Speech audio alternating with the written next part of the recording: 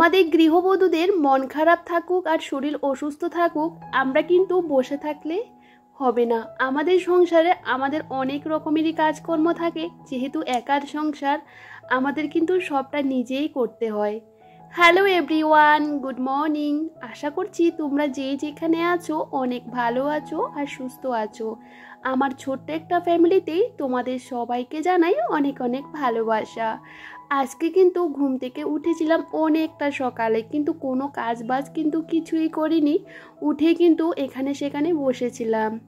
ওই যে বললাম মনটা ভীষণ পরিমাণে খারাপ, তো ভাবলাম যে মন খারাপ করে বসে থাকলে তো হবে না, সংসারের কাজগুলো কিন্তু আমার জন্য পড়ে আছে। আর এখন ঘড়ির কাঁটাতেই সকাল 7:30। ভাবলাম নিজেকে একটু টাইম দিই। কি বলো তো বন্ধুরা, মন খারাপ থাকলে নিজেকে তো একটু টাইম দিতে হয়। আর সবসময় কিন্তু উঠে কাজকর্ম করতে কিন্তু ভালো লাগে না, তো সেই জন্য উঠে একটু হাঁটা চলা করে এখন নিজে একটু ফ্রেশ হয়ে ভাবলাম চলো মাথার মধ্যে একটু তেল দিয়ে দিই আর মাথাটাও একটু আঁচড়ে নিই।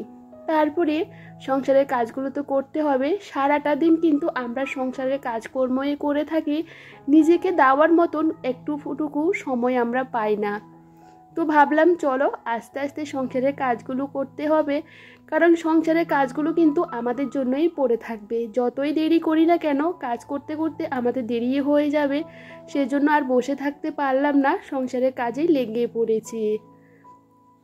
তো ভাবলাম চলো আস্তে আস্তে ঘরের কাজগুলো সেরে তারপরে বাইরের কাজগুলোই করব। জানো তো বন্ধুরা, ভীষণ পরিমাণে মনটা খারাপ বলতে, আজকে আমি বাপের বাড়িতে গেছি, 2 বছর হয়ে গেছে, এখনও পর্যন্ত বাপের বাড়িতে যেতে পারিনি। আমার মা অসুস্থ হয়েছে, আমার ভাইয়ের ছেলে হয়েছে, 1 বছর হয়েছে, আমি এখনও আমার ভাইয়ের ছেলেকে দেখিনি। কেমন পিসি বলো তো, এখনও পর্যন্ত যেতে পারিনি। তখন মনকে এত পরিমাণে খারাপ লাগে, তোমাদেরকে কখনো বোঝাতে পারবো না। বাপের বাড়ি গেছি 2 বছর হয়ে গেছে, বুঝতে পারো 2 বছর কিন্তু অনেকখানি। তো সেজন্যই তোমার দাদাভাইয়ের সাথে একটু রাগারাগি করেছিলাম। কি বলো তো বন্ধুরা, সংসার করে করে আমরা কিন্তু অনেকটা সময় পেরিয়ে নিয়েছি আর কি। তো এখন কিন্তু আমাদের একটু ঘোরাফেরার সময়, এই সময়টা আমরা যদি একটু ঘুরতে না পারি, একটু আনন্দ করতে না পারি, তখন ভীষণ খারাপ লাগে। তো সেজন্য ভাবলাম চলো এই মন খারাপ নিয়ে বসে থাকলে তো হবে না, সংসারে কাজ করতে হবে। তো ভাবলাম চলো আজকে না ব্লগ করার কোনো ইচ্ছেই ছিল না, আর তোমাদের তো ব্লগ শেয়ার না করতে পারলে আমারও কিন্তু ভালো লাগে না। তো তোমাদের দাদাভাই তো রোজ দিন বেরোয়, তো সে কারণে ওকে কিন্তু খাবার দাবার সমস্তটা রেডি করে দিতে হয়। আর এদিকে আমি কিন্তু চা রুটি করে নিয়েছি, আর ওকেও দিয়ে দিয়েছি, আর আমিও খেয়ে নিয়েছি। আর এদিকে দেখো খাওয়া দাওয়া করে বেশ খানিকটা সময় কিন্তু পেরিয়ে গেছিল। তো ভাবলাম চলো রান্না তো করতে হবে। আর এখানে যে পালং শাকের গাছ লাগিয়েছিলাম সেগুলো কিন্তু উঠে পড়েছে, দানা ছড়িয়ে দিয়েছিলাম যে সেগুলো উঠেছিল। আর ভাবলাম চলো গাছে না প্রত্যেকটা দিন ভেন্ডি তোলা যায়। আর কি বলতো, ভেন্ডি গাছে কিন্তু সবসময় ভেন্ডি কিন্তু প্রত্যেক দিন ধরে, আর ভেন্ডি কিন্তু একদমই প্রত্যেকটা দিনে দিনে কিন্তু অনেকটা পরিমাণে বেড়ে যায়। আর আমাদের বাড়ির থেকে 4-5টা কিন্তু এরকম, আর এখনো পর্যন্ত কুয়াশা। শীতকাল বুঝতেই পারো, একদম 9টা-10টা পর্যন্ত কিন্তু এরকম কুয়াশাই পড়ে। আর এদিকে সকালের খাওয়া দাওয়া করে বাসনপত্র সমস্তটা মেজে নিয়েছি। আজকে না কাজ করার কোনো এনার্জি পাচ্ছিলাম না, কিন্তু কাজ তো করতে হবে। কি বলতো, একা সংসারে আমাদের বসে থাকলে তো হয় না, কাজগুলো কিন্তু আমাদের জন্যই পড়ে থাকে। সকালবেলা যে চা টিফিন খেয়েছিলাম গ্যাসটাও মুছিনি, তো এখন একটু মুছে নিয়েছি। আর এদিকে ভাতের হাঁড়ি বসিয়ে দিয়েছি, আর চালের জলটা না ওই মানি প্ল্যান্ট গাছের মধ্যে দিয়ে দিচ্ছিলাম। আর মানি প্ল্যান্ট গাছগুলো দেখি কিছু কিছু পাতা হলুদ হয়ে গেছিলো, কালকেও ফেলে দিয়েছি কিছু, আর আজকেও 1-2টা হয়েছিল, সেগুলো ফেলে দিয়েছি। ভাবলাম চলো চালের জলটা দিয়ে দিই, চালের জলটা দিলে না বেশ ভালো হয়। আর অনেকগুলো লদ বেরিয়েছে, ভাবলাম যে আরও কিছু লদ বেরোলে তাহলে এটাকে আরেকটু কাটিং করব। আর এদিকে রান্না করতে করতে ভাবলাম চলো কালকে যে কয়েক রকমের বিচি নিয়ে এসেছিল, তো পালং শাকের আর ধনের আর কি, তো সেগুলোকে ভাবলাম ভিজিয়ে রাখি, দুপুরে চান করার আগে এগুলোকে লাগিয়ে দেবো আর কি। তো দেখো এখন কিন্তু ভিজিয়ে রাখছিলাম, আগের দানাগুলো কিন্তু ভালো হয়েছে, আবারও নিয়ে এসেছি। আর তোমাদের তো বরাবরই বলি আমার কিন্তু এইসব গাছ টাছ লাগাতে বেশ ভালো লাগে, আর বাড়িতে শীতের সময় সবজি হবে তাতে দেখতেও ভালো লাগে। আর দেখো আমি কিন্তু সমস্তটা ভালো করে দোনেগুলোকে একটু ফাটিয়ে নিয়েছিলাম আর কি। তো এখন জলের মধ্যে ভিজিয়ে রেখেছি। তো আজকে যে রান্নাবান্না করব সেটাও তো রেডি করতে হবে।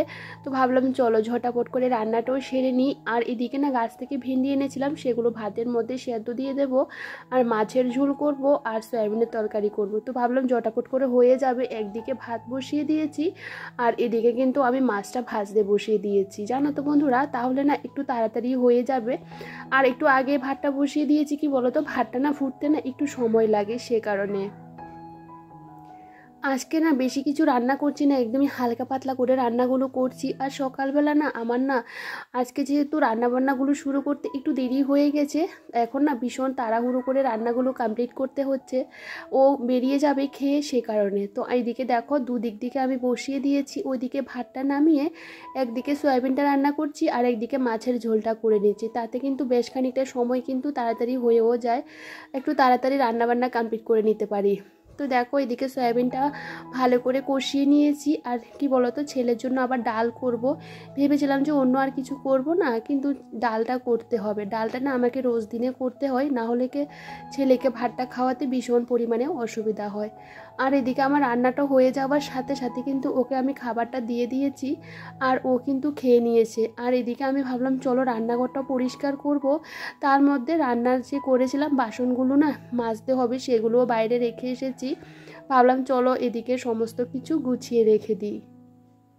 আর এদিকে রান্নার যে বাসনপত্র আর রান্নাঘরটাকে আমি পরিষ্কার করেছি, তারপরে উপরের দিকে দেখি কিছু কিছু ঝুল হয়েছে। ভাবলাম চলো এগুলোকে একটু আলতো হাতে ঝেড়ে নিই। আমি সবসময় কিন্তু ঘর যখন ঝাড় দিই তখন কিন্তু আলতো হাতে এভাবে ঝেড়ে দিই। তো এগুলো চোখে পড়েছে, তখন আর ভালো লাগেনি। একবার রান্নাঘর পরিষ্কার করা হয়ে গেছে, ভাবলাম যে আবারও রান্নাঘরটা পরিষ্কার করব। আর কি বলতো, সবসময় চেষ্টা করি আমার রান্নাঘর আর ঘর যেমনই হোক না কেন একটু পরিষ্কার রাখতে। আর আমার যদি রাতের বেলাও যদি ঝুল টুল দেখি না, আমি কিন্তু এরকম ঝাড়ু দিয়ে এরকম কিন্তু ঝেড়ে নিই, জানি না কেন আমার না ভালো লাগে না। তো দেখো এখন ভাবলাম চলো এদিকে ঘরটাকেও ভালো করে ঝাড় দিয়ে দিই। আর এদিকে বর কিন্তু বেরিয়ে গেছে, ও চলে গেছে। ছেলেও কিন্তু ভীষণ কান্নাকাটি করছিল। আর ও যখন চলে যায় তখন ও কিন্তু একটু কান্নাকাটি করে, তখন আমাকে ওকে রাখতেও কিন্তু ভীষণ অসুবিধা হয়। তো ভাবলাম চলো এদিকে ঘরটরগুলো ঝাড় দিয়ে, আমার তো অনেক কাজকর্ম, আমাদের গৃহবধূদের একটা সংসারে অনেক রকম কাজকর্মগুলো থাকে, যেগুলো তোমাদের সামনে প্রত্যেক সময় শেয়ার করতে পারি না। আসলে কি বলতো, একটা ভিডিও করতে গেলে ভিডিওর ব্যাকগ্রাউন্ড অনেক কিছু কিন্তু চেঞ্জ করতে হয়। আমি না সব সময় চেষ্টা করি তোমাদেরকে একটু ভালো ভালো ভিডিও উপহার দিতে। একটা ভিডিও করতে গেলেও কিন্তু অনেকটা কষ্ট করতে হয় বন্ধুরা, যেহেতু আমি প্রত্যেক দিন ডেইলি ব্লগ তোমাদের সাথে শেয়ার করি। এখন না আমার ভীষণ পরিশ্রম হয়ে যায়, ডেইলি ভিডিও করা, ডেইলি এডিটিং করা অনেকটা কিন্তু চাপের হয়। অনেকে মনে করে কি বলতো, একটা ভিডিও সারাদিন রান্নাবান্না, খাওয়া দাওয়া, বাড়িঘর পরিষ্কার, এগুলো কোনো ভিডিওর মধ্যেই পড়ে না। কিন্তু কি বলতো, একটা ভিডিও কিন্তু ভালোভাবে উপস্থাপনা করতে গেলেও কিন্তু আমাদের অনেকটাই কষ্ট করতে হয়। তো দেখো তোমাদেরকে বলতে বলতে আমি রান্নাঘরটা পরিষ্কার করে এখন কিন্তু সমস্ত ঘরগুলোকে ভালো করে গুছিয়ে নিয়েছি, আর এখন কিন্তু ঝাড় দিয়ে দিচ্ছিলাম। আর আমার না সকাল থেকে কিন্তু একদমই 12টা-1টা পর্যন্ত এত পরিমাণে কাজের চাপ থাকে, কি আর বলবো। চান করার পর মোটামুটি আমার কাজের চাপটা কিন্তু অনেকটা পরিমাণে কম থাকে, কিন্তু সকাল থেকে আমার দুপুর পর্যন্ত কিন্তু একটানা কাজ করতে হয়। আমাদের সংসারে দুজন মানুষ, কিন্তু আমরা কাজ করে কিন্তু একদমই শেষ করতে পারি না। আর এদিকে ঘর বারান্দাগুলো ঝাড় দিয়ে ঘরটাও কিন্তু মুছে নিয়েছিলাম। আর কিন্তু তোমাদের সারাক্ষণ আর কোনো ভিডিওই শেয়ার করতে পারিনি। এখন কিন্তু বিকেল 4:30, বুঝতেই পারছো অনেকখানি পর ভাবলাম চলো ভিডিওটা তোমাদের শেয়ার করতেই হবে, ভিডিও আমাকে করতে হবে। ওই বললাম যে ভালো লাগছিল না, সে কারণে। তো এদিকে জলের গাড়িও এসেছিলো, জলও নিয়ে নিয়েছিলাম। আর এদিকে ছেলেও কিন্তু রাস্তাতে যাওয়ার জন্য ভীষণ পরিমাণে বায়না করছিল। তো ভাবলাম চলো ছেলেকে নিয়ে একটু বেরোবো। আসলে কি বলতো, মন মানসিকতা যদি ভালো না লাগে, একটু যদি বেরিয়ে আসি কোথাও গিয়ে, তাহলে বেশ ভালো লাগে। তোমাদের দাদাভাই বলছে চলো আমার সাথে এত রাগারাগি করো না, একটু মার্কেট থেকে ঘুরিয়ে নিয়ে আসি তোমাকে। তো এসেছি, তো আসলে তো বুঝতেই পারো মার্কেটে আসলে কিন্তু একটু টাকা খরচা হয়ে যায়, সেজন্য না কোথাও বেরোতে চাই না। আমাদের এখানে অনেক দিন পর্যন্ত মেলা চলছিল, তো আমাদের এখানে বাজারে কিন্তু সবসময় অনেক ধরনের জিনিসপত্র পাওয়া যায়। তো এখানে এসেছি, আর জিনিসপত্রগুলো দেখছিলাম। আর জানো তো বন্ধুরা, বাজারে জিনিসপত্রে এত পরিমাণে দাম বেড়ে গেছে, দাম শুনে আমি পুরো মাথায় হাত। আর এদিকে ছেলের জন্য সোয়েটার দেখছিলাম। এর আগে যে ছেলের জন্য যে জ্যাকেটটা নিয়েছিলাম সে জ্যাকেটটা ও একদমই পরতে চায় না। আর এদিকে আমার জন্য কিন্তু সোয়েটার দেখছিলাম। আর কি বলো তো বন্ধুরা, ভেবেছিলাম যে একটু ভালো দেখে একটা সোয়েটার নেব, তো কী রকম সোয়েটার নেব বুঝতেই পারছিলাম না। তারপরে এরকম লং যে সোয়েটারগুলো আছে সেগুলো দেখছিলাম, তো দেখি কোনটা নিতে পারি। তো এদিকে দেখো, আমার গুপু সোনার জন্য কিন্তু শীতের ড্রেস নিতে হবে। ভেবেছিলাম যে গুপু সোনার জন্য আমি অনেক কেনাকাটা করব, কিন্তু দোকানে এসে দেখি এখানে সমস্ত জিনিস শেষ হয়ে গেছে, বলেছে 2 দিন পরে আবার আসবে। এখানে কিন্তু মানে গোপাল সোনার অনেক ভালো ভালো কালেকশন পাওয়া যায় আর কি। ওদের বিছানা বলো সমস্ত রকমের, কিন্তু বিছানা টিছানা সমস্ত কিছু আছে। যেহেতু আমার গোপাল সোনা একদমই ছোট, সেজন্য আমি সবসময় ছোট ছোট জিনিস নিতে চাইছি। আর এদিকে শীতের ড্রেসগুলো কিন্তু ভীষণই সুন্দর। আর এদিকে আমাদের এখানে যেহেতু অনেক দিন ধরে মেলা চলছিল, সেহেতু একটু মেলার মধ্যেও ঢুকে পড়েছি। আর এখানে এসে জিনিসপত্র দেখছিলাম। আসলে কি বলতো, জিনিসপত্র দেখতে কার না ভালো লাগে, কিন্তু জিনিসপত্রের এত পরিমাণে দাম বেড়ে গেছে কি আর বলবো। এই পলাগুলো কিন্তু সবাই এখন পরছিল আর ভীষণ পরিমাণে দাম ছিল। তো যাই হোক, এদিকে মেলা থেকে আমরা ঘুরে গেছি, ভাবলাম চলো বাড়ি চলে যাই, আর বেশিক্ষণ সময় থাকবো না। যেহেতু আমরা বাড়ি থেকে বেরিয়েছি 6টার সময়, সেহেতু আমরা 8টা নাগাদ বাড়িও চলে এসেছি। আর এসে দেখো কি কি কেনাকাটা করেছি। আমার জন্য একটা শীতের সোয়েটার কিনেছি, লং আর কি। আর ছেলের জন্য একটা কিনেছি, ছেলের এটা বাড়িতে পরার জন্য কিনেছিলাম। আর কি বলতো, ভাবলাম যে ছেলের জন্য বেশি আর কিনবো না, কারণ ওর না অনেকগুলো সোয়েটার আছে। আগের সোয়েটারগুলো না সমস্তটা ছোট ছোট হয়ে গেছিলো, তো ভাবলাম চলো এটা বাড়িতে পরবে। আর একটা তো জ্যাকেট কিনেছিলাম কয়েকদিন আগে, সেটা কোথাও গেলেও পরতে পারবে। আর গোপাল সোনার জন্য এই ছোট ড্রেসটা কিনেছি, বেশি কিছু আর কেনাকাটা করিনি। আর দেখো ড্রেসটা কেমন হয়েছে তোমরা একটু কমেন্ট করে বলবে। সত্যি কথা বলতে বাজারে দ্রব্য মানে মূল্যের দাম এত পরিমাণে বেড়ে গেছে, কি আর বলবো, কেনাকাটা করতে ভীষণ পরিমাণে ভয় লাগে। কিন্তু কেনাকাটা করি, কিন্তু ভালো লাগে। কিন্তু কেনাকাটা করে নিয়ে এসে বাড়িতে ভাবি যে কেন এত টাকা দিয়ে জিনিসটা কিনলাম, মানে এরকম মনে হয়। সত্যি কথা বলতে আমাদের তো খেয়ে পরে বাঁচতে হবে, জামা কাপড় তো কিনতে হবে, তাই না?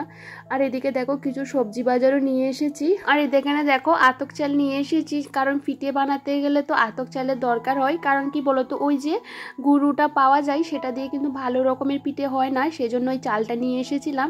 আর টুকিটাকি সবজি নিয়ে এসেছি। ওই তোমাদের তো বললাম বাজারের জিনিসপত্রের দাম এত পরিমাণে বেড়ে গেছে, কি আর বলবো বন্ধুরা। আর এদিকে দেখো আমলকি নিয়ে এসেছি, কারণ আমলকি না আমার খেতে ভীষণ ভালো লাগে। যেহেতু আমি শুকিয়ে রাখবো, সেজন্য এখানে 1 কিলো আমলকি নিয়ে এসেছি। আর সমস্ত কিছু কিন্তু এখন গুছিয়ে গুছিয়ে রেখে দেব। ভাবলাম চলো তোমাদেরকে একটু শেয়ার করি, যেহেতু বেরিয়েছি সে কারণে।